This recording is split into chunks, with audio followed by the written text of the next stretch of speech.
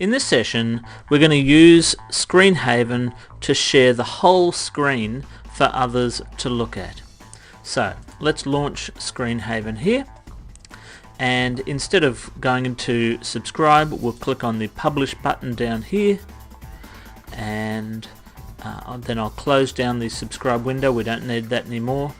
I'll choose a group that we're going to be making this available to, and under the Share tab up here, we have the option to choose how much of and what of our screen or other areas that we're going to send to.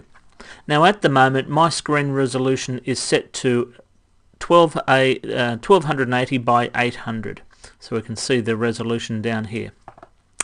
And by default, ScreenHaven will choose to publish your whole screen compared with these other ones. So later on we'll look at how these other things work in other sessions.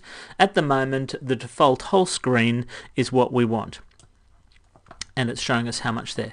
Now the number of pixels is grayed out because that's related to the follow mouse. That's where you can move the mouse around, and a certain number of pixels around will be captured and sent up to the server.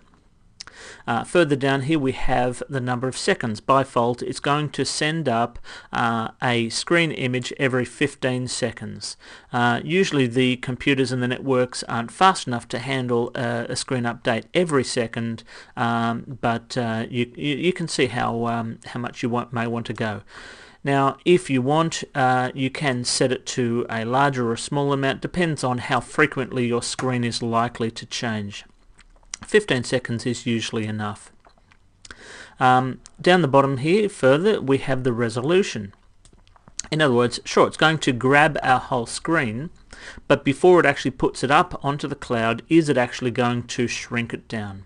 So it could actually leave it as at the maximum, whatever the native resolution it is, or you can drop it down to 1024 by 768 or one of these other resolutions, which the bottom two relate to the size of the screen on the screen for the iPhone and the iPod.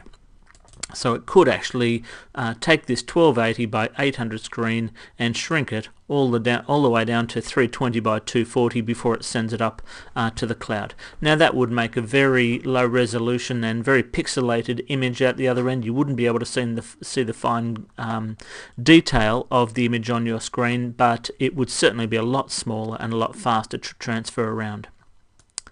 Okay, next we have quality. Now what that means is how much compression does the JPEG compression do of our screen before it sends it to the server.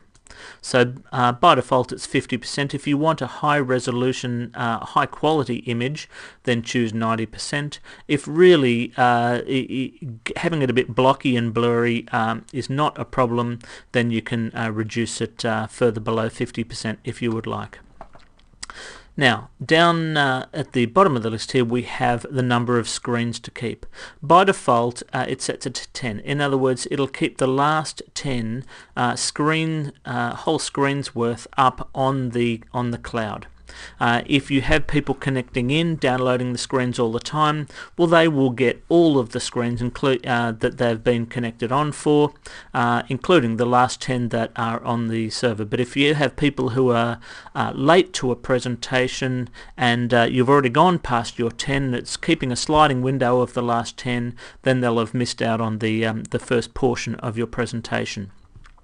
For those who are using ScreenHaven Pro or the Office Haven Pro, which is every single module, you have a lot more options, including up to keeping the last 1000 screens. Be careful about setting it up too high. If you are keeping every image of your screen up to 1000, then anytime anybody connects on to subscribe to your screens, it'll have to download that number of screens to their computer. So just take a little while when they subscribe for it to download and cache the latest versions of the screens to their computer. So I'd suggest you may want to set it to 50 or 100 at most, but the going up to 1000 is there if you want. Now, by default, we also have down here checked the ability to only update if changed. Now, that's useful if the area of the screen or your whole screen doesn't actually change between every 15 seconds or whatever the time period is. If it's exactly the same as it was before, then it won't bother to send up an exact copy of the screen. Now, I've got my clock going on at the moment, so that's going to guarantee that the screen will have changed. But you may want to turn your clock off. Turn off any screen updating, and that way, if you've got something like a PowerPoint presentation on the screen or Keynote presentation which isn't changing very often, it'll only keep one copy, the original copy, up on the server. As soon as you move on to another slide, it'll notice that it's changed and send that later one up there. Okay, so let's see how it works, because down the bottom here we actually have a preview of what it's going to send up to the screen. So you can see that as I move this window around, because it's grabbing my whole screen, it's actually showing me what it's going to be looking like. So we can actually see a screen within a screen within a screen going back to infinity. Okay, so let's go start. And that's actually going to grab the screen we have here at the moment. It's moved us to the comments tab, but we can come back and have a look at it on here. It doesn't matter which. Okay, now this publish window does not actually need to be visible. We can actually shrink it down. We can't close it because then it won't keep on publishing it, but we can shrink it down, and this image is now still our whole screen is still going up to the server. So if I, for example, I'll just bring up the subscribe window, and whoops, came up and then there we go. I'll now view my own screens, and there we are. That's our screen as it was before, and so we can should be able to scroll back and see. Before we actually shrunk it down, we can see what the image was like there every 15 seconds. There we go. That's going through what the last ones that we've just been working on. Now I'll shrink that down out of the way, because otherwise that's going to be stopping us sending up to the server as well. And in this case, I'm going to bring up a PowerPoint presentation running through OpenOffice, or in this case NeoOffice. So what we may want to do in this circumstance is present. So let me click on slideshow, and that'll just bring up on the full screen the full image of the presentation. Now as we click through, you can see that it's moving from one to the next. What ScreenHaven will be doing behind the scenes is grabbing the screens, the full screen as it appears, and sending it up to the server in the native resolution and all of these settings that we had described before. We may well decide to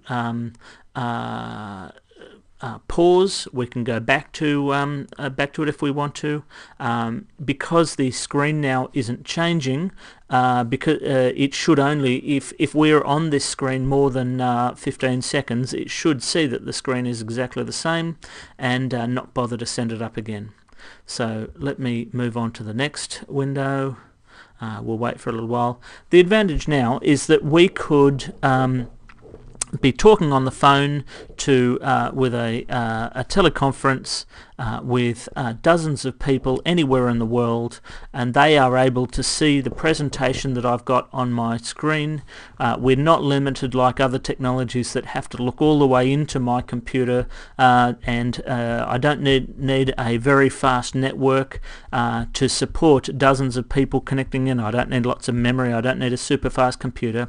Any computer that is powerful enough for me to grab my screen and send it up to the cloud every 15 seconds should be fast enough to do this.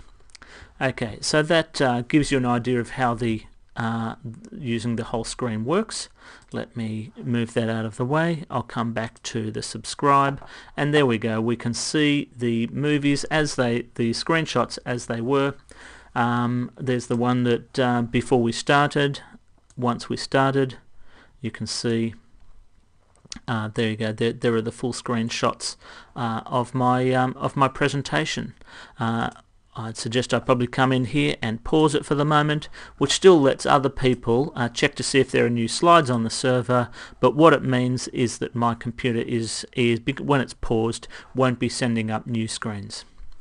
So that's how we share the whole screen on your computer using ScreenHaven.